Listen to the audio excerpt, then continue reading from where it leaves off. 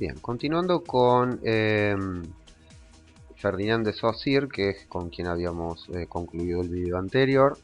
Eh, Habíamos dicho que, por ejemplo, los signos son denotativos y connotativos, y esto tiene que ver, también tiene una relación con la diacronía y la sincronía, ¿sí? Es decir, ¿qué es lo que nosotros podemos inferir desde aquí? Que hay un contenido, un significado denotativo de las palabras que tiene que ver, ¿sí?, con el estudio sincrónico del componente sincrónico, ¿sí?, que nos habla Saussure, que es la lengua, ¿sí? Dentro de la lengua, ¿sí?, nosotros tenemos una definición básicamente de lo que son nuestras palabras.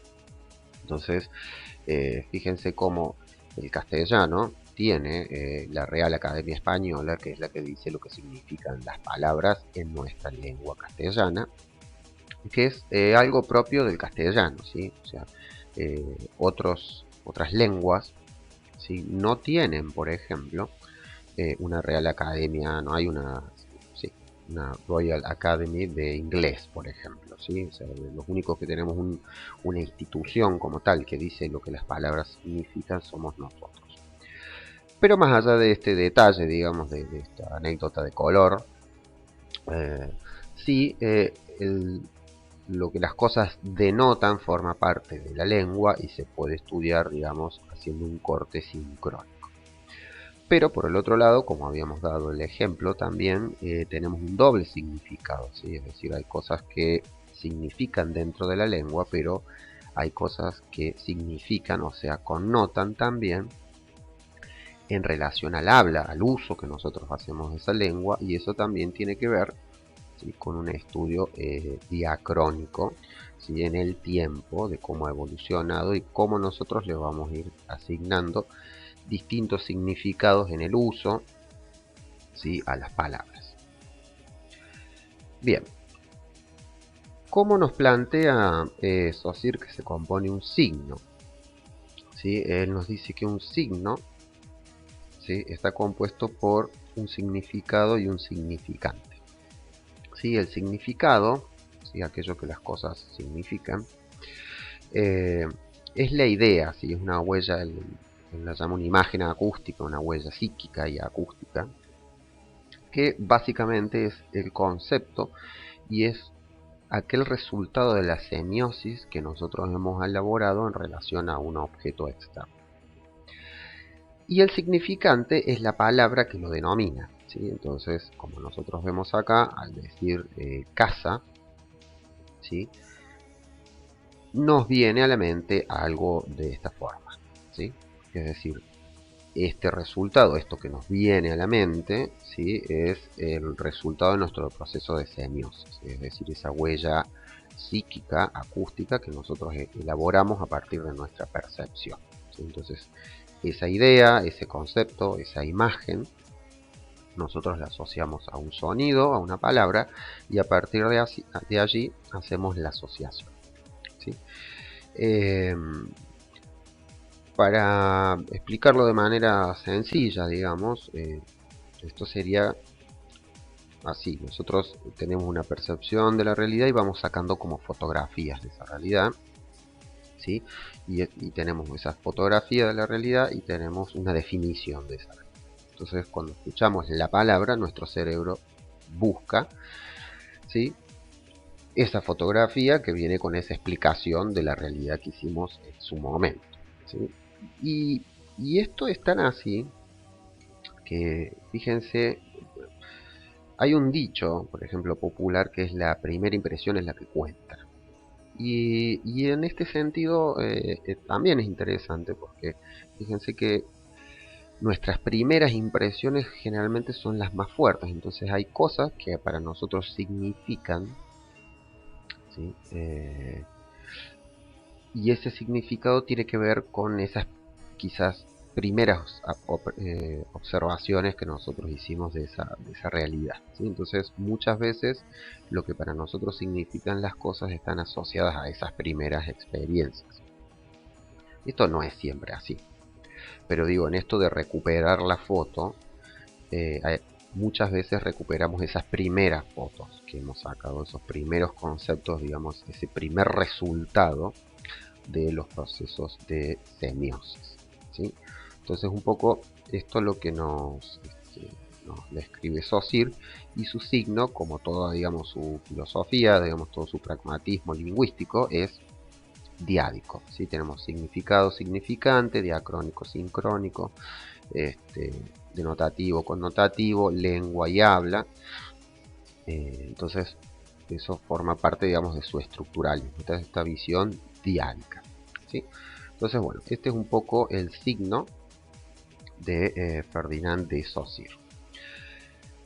Aportes interesantes de este autor, bueno, es el primero que, como es el fundador del estructuralismo lingüístico, es el primero, digamos, que comienza a desarrollar este tipo de, digamos, analizar el signo como una estructura que tiene una forma, que es un sistema. Es el primero que habla de la lengua como sistema, ¿sí? Lo cual es otro aporte sumamente interesante. Este tema, digamos, de los signos es muy importante y ha sido siempre muy importante en los últimos 3500 años, más o menos, o un poco más, de la filosofía, porque es el lugar común, es el túnel sin salida al cual llegan, digamos, todos los filósofos que han en algún momento querido explicar el ser, la realidad, la verdad, y todas estas cuestiones que son siempre objeto de estudio de la filosofía. Incluso quienes quisieron explicar la naturaleza siempre se toparon con el sistema de signos. ¿Por qué? Porque el sistema de signos es nuestra herramienta de conocimiento. Entonces, necesariamente tengo que desarrollar un apartado para poder entender mi propia herramienta, ¿sí?, de conocimiento, que son los sistemas simbólicos, los sistemas sígnicos. Entonces, como yo voy a hablar de la naturaleza, voy a hablar de mis percepciones, voy a hablar del ser, de la verdad, de la humanidad, del hombre, no puedo obviar un análisis de mi herramienta, ¿sí?, de conocimiento, que es el lenguaje, porque esa herramienta está afectando a mi objeto de estudio, ¿sí? Entonces, si ustedes ven a lo largo de la historia, ¿sí?, Parménides para acá, o sea, y muchos otros, Platón, Aristóteles, Santo Tomás, San Agustín, todos han hecho referencia, digamos, al estudio del signo, porque como les digo, no podemos, es nuestro callejón sin salida. De hecho, esta clase yo lo estoy dando en signos, ustedes la están tomando en signos, ¿sí?, en sistemas simbólicos. Bien, luego tenemos a Peirce, que bueno, yo a ustedes les dejé un video y además el material de Peirce. Pero Peirce es filósofo pragmático que también llega al estudio de los signos y de la semiótica, no a diferencia, digamos, de Saussure. Él no está estudiando la lengua, sino que, como les digo, se topa con esto de la lengua, se topa con esto de los signos, y como él también está, digamos, preocupado por el significado de las cosas, y para qué sirven las cosas sobre todo, termina haciendo un estudio de los signos, que es mucho más elaborado, mucho más profundo que el de Saussure, pero no es un estudio intencionado, digamos. De hecho, Peirce no publica ningún trabajo sobre los signos, sino que su obra se conoce como Collected Papers, porque casualmente es una colección de todas las cosas que en algún momento Peirce dijo sobre el signo, tanto cartas que escribió como apuntes que tomaron sus alumnos en diferentes clases que él dio, ¿sí? Entonces, digamos, no es una obra, por eso también es un poco compleja, porque hay muchas definiciones perdón, de signo hechas por Peirce, ¿sí? Entonces, ¿cómo se entiende esto? Bueno, porque su obra es una colección de todas las cosas que alguna vez dijo, ¿sí? Y él no es que se puso a producir esa obra, ¿sí? Bien, como me quedan pocos minutos, lo principal, la diferencia principal que vamos a ver en el signo de Peirce, es que a diferencia del de Saussure, que es diádico, el signo de Peirce es triádico, ¿sí? Y de hecho el signo de Peirce, ¿sí?, es básicamente un doble signo, ¿sí? Porque él va a decir que dado el objeto, ¿sí?, ese objeto allí afuera, esa realidad, hay un signo o representamen, ¿sí?, que lo representa, y eso genera un interpretante, ¿sí?, que es un signo, ¿sí?, semejante o superior, que habla y es el que construye la relación entre este objeto y este representante, ¿sí? Entonces, ya no hay una imagen acústica y una foto, sino que lo que tenemos es un objeto allí afuera, una imagen acústica y su designación, digamos.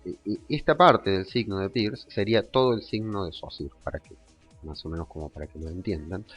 Y esta asociación entre ese signo y representante y este objeto es lo que va a generar este interpretante, ¿sí?, que es el que va a unir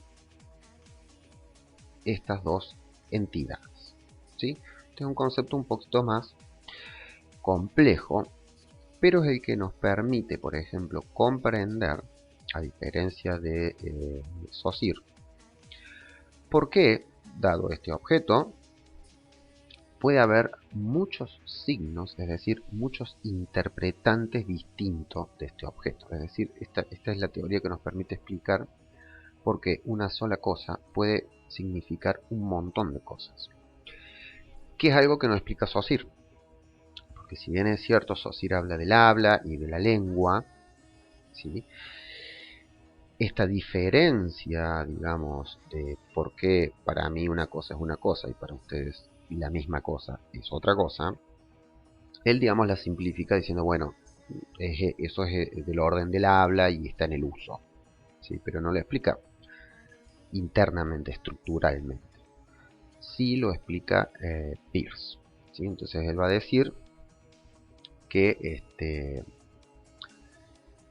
este conjunto triádico, digamos, en algunas de sus definiciones va a decir que es algo, ¿sí?, que reemplaza o sustituye, ¿sí?, en realidad el algo sería acá, sería el algo que reemplaza o sustituye, ¿sí?, a un objeto para alguien, ¿sí? Es decir,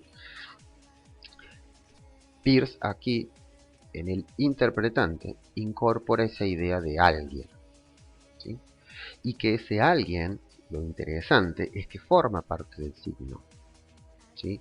No es como en Saussure, en que yo soy externo al signo, o sea, es decir, yo tengo signos en la cabeza, ¿sí?, pero yo como ente, como entidad, soy distinto al signo.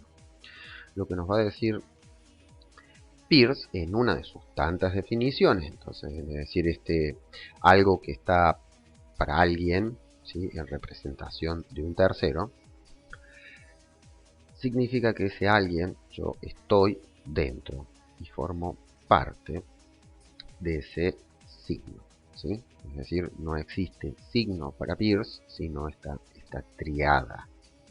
Entonces, este es el objeto de la realidad, ese representamen que yo tengo sobre ese objeto de la realidad, y está el interpretante, ¿sí? El interpretante es la relación que se establece entre el objeto casa, la palabra y los significados casa, o sea, esas fotos que yo traía, que van a dar como resultado un interpretante que es un signo nuevo de índice